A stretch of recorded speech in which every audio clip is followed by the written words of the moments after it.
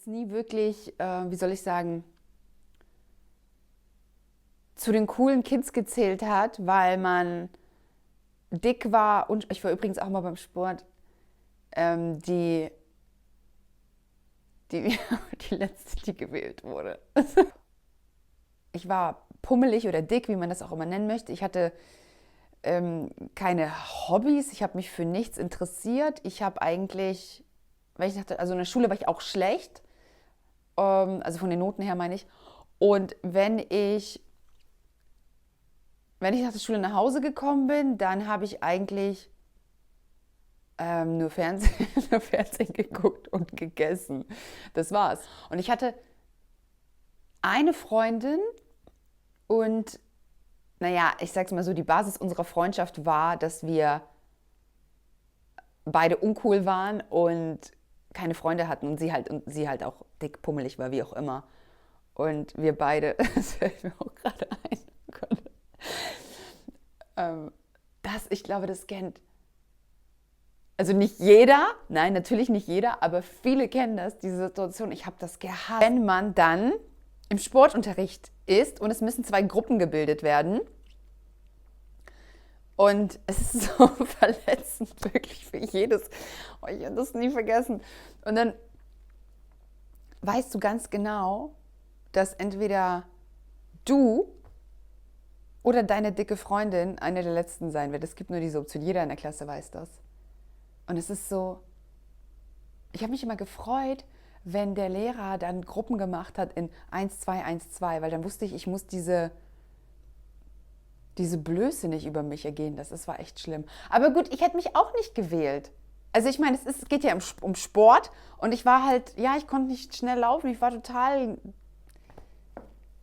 nicht der Gewinnertyp. Also das war halt einfach so. Naja, so, auf jeden Fall, was ich sagen möchte, ist, dass man ja eh schon das Gefühl hat, dass du jetzt irgendwie nicht so ganz richtig bist.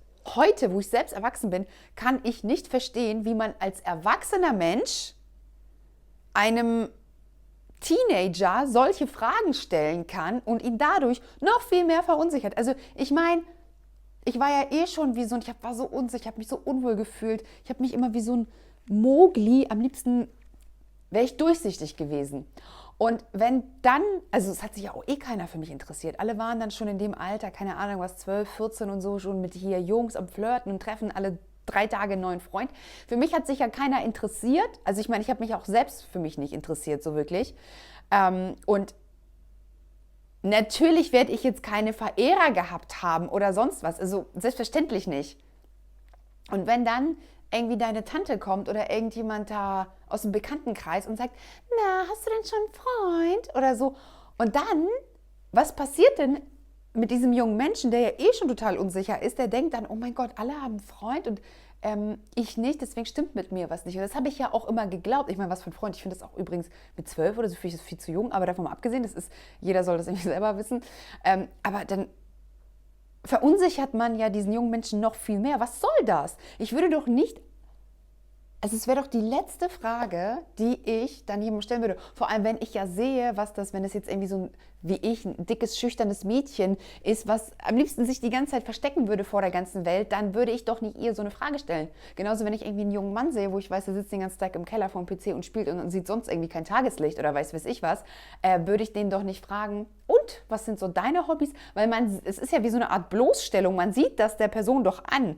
Also, und damit finde ich, also ja, die meisten Leute denken sowieso nicht darüber nach, was sie eigentlich für Fragen stellen. Finde ich auch ganz schlimm.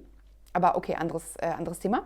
Es gab auch so eine Situation, da bin ich ja mit meiner Freundin, die ich damals hatte, wir sind auf dem Weg nach Hause gewesen von der Schule und dann gab es halt so jemanden, der hat halt voll zu den coolen Kids gehört, ne, so. Und heute verstehe ich das natürlich alles ein bisschen, also oder sehe ich da die Psychologie hinter, aber er wollte seinen Freunden imponieren und noch cooler sein, als er eh schon ist. Und dann ist er an uns vorbeigegangen und hat sich dann natürlich, es ist so lustig, ne, dass Leute sich dann die Schwächsten aussuchen. Er hätte das jetzt nicht irgendwie zu dem Coolsten in der Schule gesagt, sondern ist dann zu uns gekommen und hat gesagt, sag mal, seid ihr beide Schwestern? Ihr seid beide gleich hässlich. Das war so schlimm. es war so schlimm. Also wenn du schon gar keinen Selbstwert hast und ja, und dann das noch. Also das hat auf jeden Fall was mit mir gemacht. Das hat mich die Jahre auch wirklich sehr geprägt. Natürlich in die falsche Richtung. Aber was soll ich sagen, der war dann selber ähm, sehr weit weg von sich, dieser junge Mensch. Ähm, und es war dann halt so, ich habe auch nie, es kam dann ja irgendwann die Zeit, wo dann alle ja dann anfangen, irgendwie in die Disco zu gehen oder so weiter. Und ich meine, natürlich gehe ich da nicht hin, weil was soll ich denn da? Ich weiß sowieso, dass, also erstmal würde ich mich nie trauen, da hinzugehen, weil ich das gar nicht das Selbstbewusstsein dafür hätte oder gehabt habe. Und was soll ich denn da? Einsam in der Ecke sitzen und darauf hoffen, dass irgendjemand mich anspricht? Ich habe keine Freunde, kein Mann wird sich für mich oder kein Junge hat sich für mich interessiert. Und ich habe doch, also ich wollte ja am liebsten durchsichtig sein, dann gehe ich doch nicht in eine Disco. Und dann war es so, ich habe zum Beispiel auch immer so, und das ist bis heute tatsächlich so, immer lieber so Sachen gemacht wie, keine Ahnung was, Unkraut jähen, heißt das, ne? So glaube ich. Keine Ahnung, Wände streichen, irgendwas bauen, irgendwas Handwerkliches, ich fegen oder so, keine Ahnung was, Laub wegräumen. So einfache, simple, echte Sachen. Und dann war es aber so, dass dann ja wieder diese Beurteilung von außen dazu kam, dass dann irgendwie Bekannte gesagt haben, ja, aber das ist ja nicht normal, ne? Das ist ja nicht normal. Die ist 16 und dann, die müsste ja eigentlich hier in der Disco sein und Jungs aufreißen. Was für Jungs aufreißen denn? Ich weiß bis heute nicht, wie das geht. Naja, und das ist ja nicht normal, dass sie hier irgendwas mit Unkraut und so, was soll das? Das geht ja gar nicht, ne? Und dann war ja quasi immer, ja, dieser gesellschaftliche Druck immer höher, dass ich ja irgendwie ein bisschen falsch bin, so wie ich bin und dass das nicht normal ist und dass ich, ja, und dann habe ich gedacht, ja, dann muss ich das jetzt auch so machen wie die anderen. Ich meine, als junger Mensch ist man ja auch, wie soll ich sagen, labil und lenkbar. So, und ja, dann habe ich irgendwie hier Leute kennengelernt und so hat sich dann mein sozialer Kreis hat sich dann erweitert. Ich war natürlich auch sehr auf der Suche danach tatsächlich.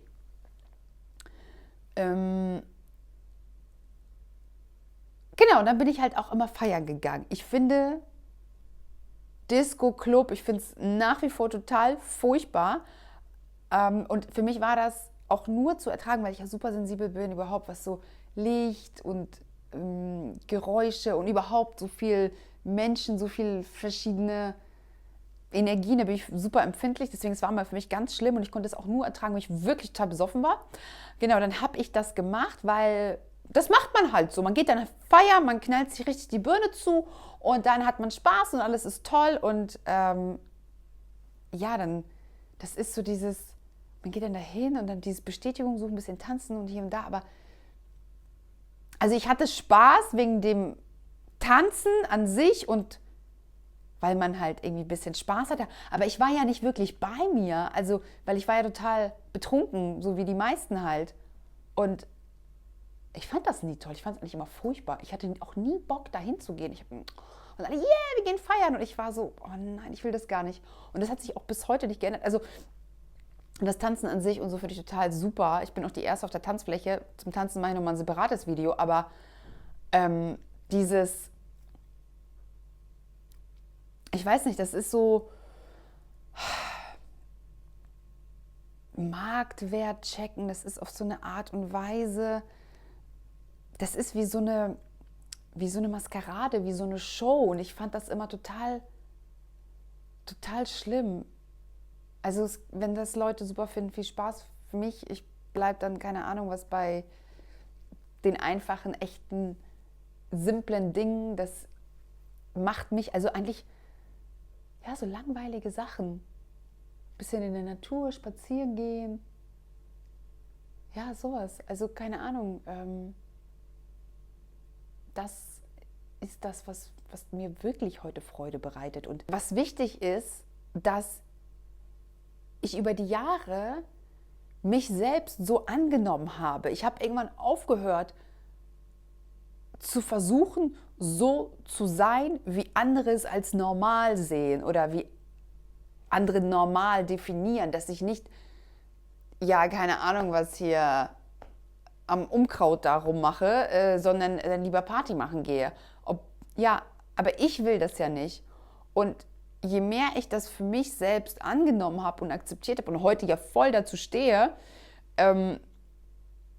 desto leiser wurde das auch in meinem Umfeld. Und das Lustige ist quasi, also zu dem Zeitpunkt habe ich mich ja selbst dafür geschämt, dass ich irgendwie nicht so war wie alle anderen, dass ich irgendwie falsch war und nicht hier reingepasst habe, nirgendwo reingepasst. Ich habe mich immer gefühlt wie eine Außerirdische, egal wo. Heute fühle ich mich auch noch so. Heute fühle ich mich auch noch so, aber es ist gut, also es ist okay. Und da habe ich versucht, irgendwie wer zu sein, der ich gar nicht bin. Und heute, wo ich mich so annehme,